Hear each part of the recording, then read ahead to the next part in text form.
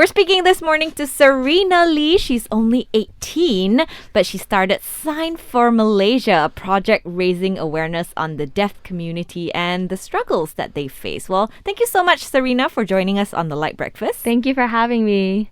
Well, like we said, you're only 18, and you have sensory neural hearing loss in your left ear. How and when did this happen? So I lost my hearing back in 2017, and the nature of my hearing loss meant that it was very abrupt. So it was really the result of a viral infection that I had, and the experience was crazy. It was I went to bed one night and I was much like you guys and a lot of your listeners with perfect hearing in both my ears. And then I woke up that next morning and I just felt like half of my head had been submerged underwater. And you know that experience of when you kind of dive into the pool and everything just mutes around you. And that's what it felt like in my left ear. And I later found out that the viral infection had reached the inner ear structure of my left ear and damaged it permanently. And so that was how the hearing loss happened. And it was so abrupt, so sudden. So it was a very daunting experience, I think, because everything felt so different and I wasn't used to it. But really looking back, I think, even though it was so scary, it was an experience that I'm grateful for because it really exposed me to how little I knew about the deaf world, just how ignorant I was about what it's like being a deaf person until I was thrown into that world quite literally. And I think it was that curiosity that propelled me to try to understand deafness from those who understand it best, which is the deaf community. How severe is your hearing loss? Do you hear anything at all in your left ear? So, yeah, it was a 60% hearing loss in my left ear, which is a moderate hearing loss. But for me, actually, it was quite interesting because in the months that followed, it slowly started to get a bit better. So now it's about a 30% hearing loss in my left ear. Interesting. So when you first started, when you woke up, what viral infection was it? Like you had a cold or something? Exactly. It was just what I thought was just a very normal cold. Yeah. And then you woke up and it felt like you had, like how we always have water stuck in our ear. But that was completely zero. And then slowly it started to come back slowly and you could start hearing, what, echoes? What did it feel like? So the first morning I woke up, I think it was about a 60 to 70% hearing loss in my left ear. And even though that's not completely gone, it is so different from having perfect hearing. And I just remember kind of feeling like the silence, what I thought was silence, sounded different because, you know, when you wake up to the hum of your air conditioner or a clock ticking, and suddenly that sounded different to me and I was just kind of shocked. But yeah, slowly, I didn't actually really notice the sounds coming back until I did periodic hearing tests and saw that improvement. Right. Okay, so there is a chance for you to get better. But it's remained stagnant at 30% for the past 3 years. I see. So I think it's going to stay like that. But really, I think I've kind of gotten so used to having that partial hearing loss. I can't really remember what it was like having full hearing in both ears. Oh, really? Yeah, so I've kind of accommodated to it. And I'll do these kind of subconscious things that my mom tells me I do. For instance, in a group conversation, I might lean my right ear, which is my better ear, to the people. And so just little things like that have helped me adjust. Now, has your life changed after your partial hearing loss? Yeah, most certainly. So just now I mentioned that I was struck with a lot of curiosity when I first lost my hearing because I was in this completely different world. And so I started to do a little more research because I wanted to find out about deafness, not from the mouth of a clinician or a hearing person telling me, oh, I can't do this now, you can't enjoy that, but rather I wanted to understand the experience from someone who knows it themselves. So I reached out to the deaf community, and I started asking them these questions to learn more about deafness. And from that, I actually learned more than just what deafness is, but I learned about some of the problems that the Malaysian deaf face. And understanding their plight, whether it's severe underfunding or limited educational opportunities, that inspired me to try to instigate change. And it wasn't until I first started reaching out in August 2018.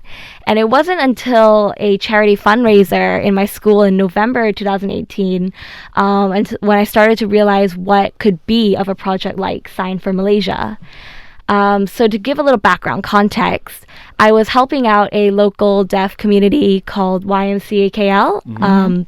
Their deaf organization is called Pusat Majiduri Y, PMY, and they were hosting a deaf youth empowerment camp, and they needed a bit of help with fundraising. So I set up a stall in my school charity fundraiser, and I set up the stall with members of that deaf organization.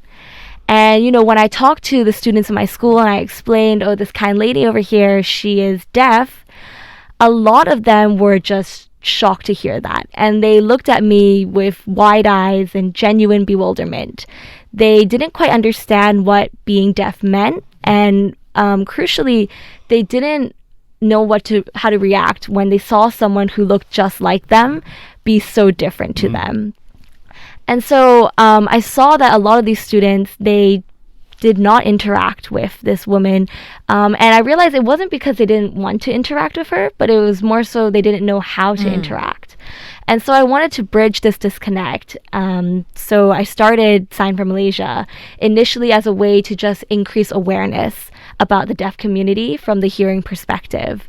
So I started it in my school, and I started talking to the fellow students about what deafness is, what the deaf community is like, and how they can try to boost inclusivity in their daily lives. How about, what did your friends think of your partial deafness? Do they know about it? What do they think about it? So they do know about it. But I'd say the reason why they were slow to know about it was because of this mental block that I had. So I think at a certain age, it's fair to say that all you ever want to do is fit in. Standing out, whether for good or for bad, is just plain scary. So I was definitely at that age, and then suddenly I was struck with a hearing loss. And the way I initially framed it was this disability not only made me different, but it made me deficient. And that brought a lot of shame. And I was really embarrassed. I was too scared to tell people about it until I quite literally had to, because I'd be in school and it would be noticeable. So things like sharing headphones with my friend, she'd give me the left ear headphone and I'd just go like, we're going to have to swap. This isn't going to work out. So slowly it was like I had to tell people. But then I was really pleasantly surprised by their response. They were super understanding, and a lot of my friends made an active effort to try to see how they could support me better. I thought I'd be laughed at, but I wasn't, and I'm really grateful for that. So I do credit that to a very inclusive culture within my school, which was Garden International School. So I was grateful for that. And yeah, ever since then, I've only been shown a great deal of support and love from those around me. Did they go, wait, what's going on here? Why the swap? You're not telling us something. Was that what it was? Yeah, I mean, it was just kind of awkward, and I tried to be super suave, super slick. I just kind of took the earphone out and grabbed hers, and she was like, why did you just do that? So it was weird things like that. And also, when you're in assembly and your friends trying to make some kind of comment about maybe the speaker or like what they had for lunch, and I just would not respond to them talking to my left ear. Another case is, sometimes you're in class and your friend wants to whisper something to you. I could not hear that from my left ear. Maybe that helped me focus better in class. Wasn't so distracted. Or you probably get your friends in trouble. Is that what? You gotta speak louder. What did you say about the teacher's hair? Now, were you ever worried, Serena, about losing the other side of your hearing as well? Your right ear, the hearing in your right ear. Sorry. Yeah, I mean, it was more so I was scared that the hearing in my left ear would continue to deteriorate. We weren't so afraid of the right ear because we understood that the nature of this hearing loss came from a one-off chance of my virus affecting my inner ear structure. So I think that never really crossed my mind that I'd lose my hearing in my right ear as well. But yeah, we were definitely scared that it would continue to worsen in my left ear. Okay. Now, one of the accomplishments of Sign for Malaysia that you founded has been creating a sign language video for Negaraku, which is played in school when Negaraku is sung. So how did that come about? Tell us about that. Yeah, so I was really just trying to look for ways to incorporate an understanding and appreciation of sign language, which is a great part of deaf culture, and try to bring it to my hearing peers in school. And I remember I was at a deaf community event, and I just saw them playing Negaraku, and what I saw was just an entire hall of deaf Malaysians proudly signing their national anthem. And I could see the parallels because in school we always stand for the national anthem during assemblies. So I thought, instead of just looking at a video of a waving Malaysian flag, why not make it into a learning opportunity and at the same time try to use a common ground. So I think the national anthem is definitely something that is shared among able and disabled people. And it's something that we all feel proud about. So I decided to use that as a starting off point to initiate that awareness and initiate that empathy. Do you know how to sign now? Yes, so I know the Negaraku, and I've been learning Malaysian Sign Language, which is Bahasa Isyarat Malaysia, BIM.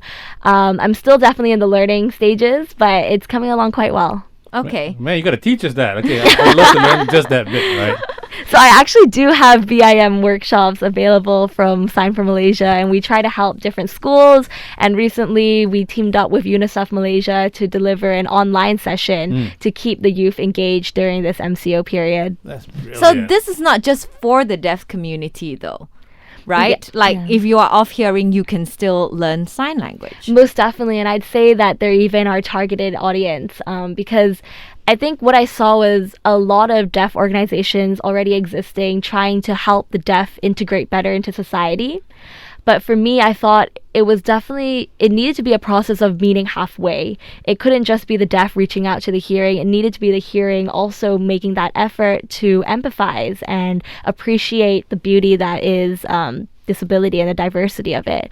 So that's what Sign for Malaysia aims to do. Because you know what it feels like now. Yes, right? exactly. It's a unique experience, right? Yeah. Yeah, I think I'm definitely situated sort of in between the two worlds. So while I do empathize with the entrenched stereotypes that the deaf face, I also understand the root of these misconceptions from the perspective of the hearing. Now tell us about some of the other forms of outreach and education that Sign for Malaysia carries out besides the workshops and also the fundraising. What else do you do?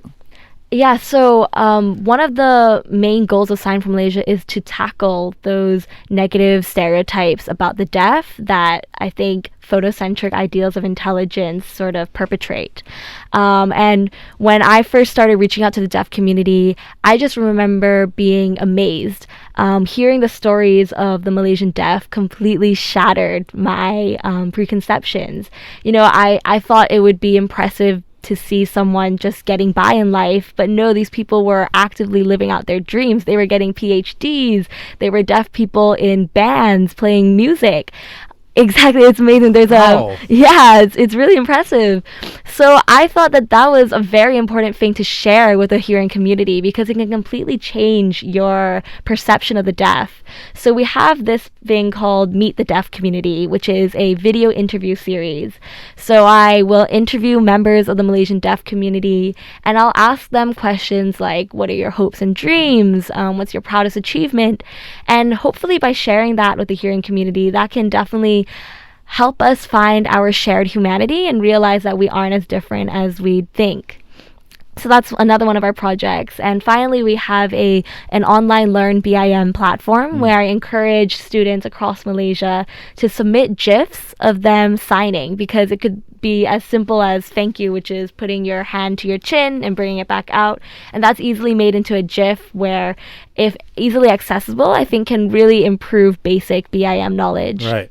Oh, interesting. More GIFs for the deaf community. Yeah. And then making it because GIFs are so common that everybody uses it, right? Okay, I like that. That's interesting. But how has the response been from from members of the deaf community for Sign for Malaysia? Yeah, it's been awesome, really, because when I first made the Negaraku video, it was shared widely on Facebook, and I was really pleased to have the positive endorsements from organizations like MFD, so the Malaysian Federation of the Deaf, as well as several UNICEF disability advocates. So the media reception was really good. And so I remember going back, because I'd volunteer at Pusat Maju Diri Y, and I'd go back and I'd just be there to go for my sign language lessons, and then members of the deaf community would kind of come up to me, and I felt like a superstar, because they'd be like, oh my god, I saw you, and I saw you on this, I saw you on that, it's so amazing, thank you so much for doing that. And I think it's just really nice to see the hearing community making an active effort to understand what deaf culture is. Right. Yeah. What drives you, Serena, to keep doing this, to do what you do?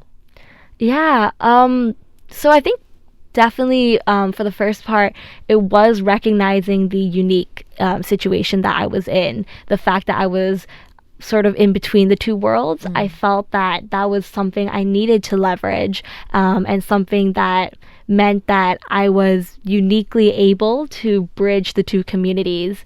And that definitely motivated me to begin with. And now continuing on, I think it's very inspiring for me to think that I could embody a possibility for younger children out there of different abilities. Because, yeah, for me, I think blazing that trail and showing what is possible, demonstrating that you can dream big and achieve those dreams some more, I hope to continue inspiring those younger than me. Wow, you're even inspiring us, and we're much older than you. You're 18. Yes, that's correct. That did not sound like an 18-year-old speaker. I'm just saying, man. Now, we heard that you'll be heading off to an Ivy League school soon, Stanford University. What are your hopes for the future there? I think my hopes are to make the most of all the opportunities on offer. And I'm super excited about meeting different people when I get there, because I think that, it's rare to be in an environment where you're surrounded by people who are so ambitious and so talented and so gritty. So definitely to learn from them and aspire to teach them something too while I'm there. Do you wish to continue your mission on educating and raising awareness on hearing loss and the deaf community, even in Stanford? Yeah, most definitely. Okay, nice. Now, where can we start? Where can Malaysians start if we want to pick up sign language? Yeah, so definitely an entryway is this process called fingerspelling. And that is literally learning the sign language alphabet and then spelling out every word that you wish to say. It can be a bit cumbersome, it is a bit slow, but I found that the deaf community, they really don't mind. Instead, they're so appreciative of that effort that you make. So for me, the first few months of volunteering at different deaf community centers, I got by just by fingerspelling everything. So to illustrate, let's say you want to spell out hello. So you'd go HELLO, and that would be hello. Okay. So the process of fingerspelling can really help you start that first contact and begin communicating with the deaf. That's like the basic, like when we learned the alphabets back when we were Exactly. in kindergarten. Right. But it also helps to get your hands familiarized with moving. Oh, yes, for sure. Yeah, and definitely to demystify sign language and make it not seem like this super complex esoteric language, because you can see how words can be quite intuitive. For instance, I just showed you L is literally an L, and Right, O is just an O. So yeah, begin to understand sign language as something that can be easily learned. Okay. But why? Why should people of hearing pick up sign language? Well, I think there is that there's that quote about language where you speak to someone in their second language and it goes to their mind, and you speak to them in their native tongue and that goes to their heart. And that definitely applies with the deaf community and sign language. So I think it is just showing that you want to include them in that conversation and you want to have them be there, and you recognize that they have something to offer that's really meaningful. Okay. Now, lastly, what advice would you give to parents with deaf children or to your fellow members in the deaf community? Yeah, so I think to parents, I cannot stress enough the importance of having a supportive household when you have a deaf child. I think it's unfortunate that certain cultures make it seem as though having a deaf child is a failure or a sign of bad luck. It most definitely isn't. And helping a child see that their disability is not inability and that it's no hindrance starts from having their parents see that and having their parents instill that belief in them from a young age. Mm-hmm. How about people from the deaf community who see it as to see that their loss of hearing is a disability? What advice would you give them? Yeah, so I promise it's related, but one of my favorite books is David and Goliath by Malcolm Gladwell. And everyone is familiar with that story of how David, this unassuming underdog, defeats Goliath the giant. And I thought it was very interesting the way Malcolm Gladwell framed it. And it was actually that what you'd think of as David's weaknesses were actually a source of his greatest strengths. So David is obviously tiny. He's small compared to Goliath.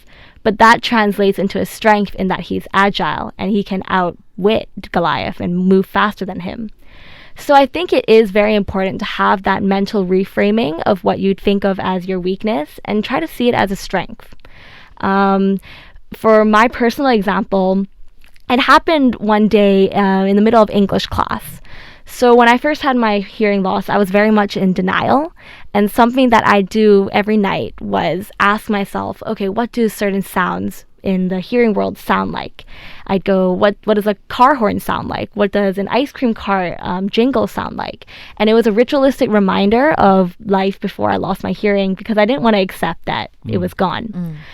And then in English class, we had to do this creative writing, and here I was very easily scribbling these powerful evocations of sound. And my classmates would be like, how are you doing that? How are you describing sound so eloquently? And I was like, oh, well, it's actually something that came from the fact that I lost part of my hearing.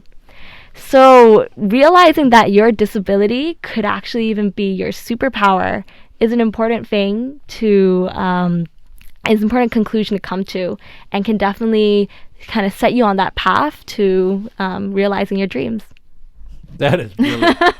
How are you 18? How are you 18? Jeez. I guess one last question.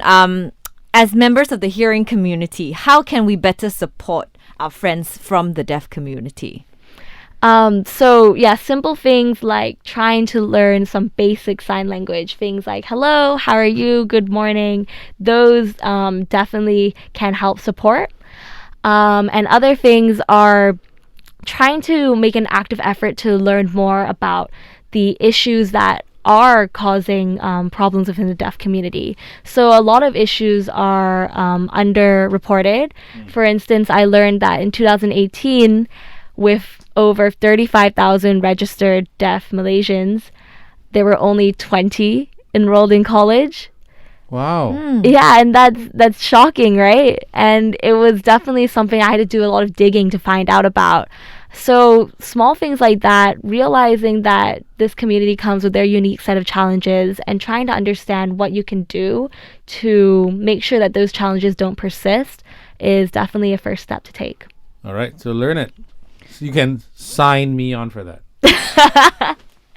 Thank you for that. Thank you so much, Serena, for being Such an inspiring young lady. We wish you all the best. I know you said you're taking a gap year before you move on to Stanford, but we see you doing big and good things for Yeah. us.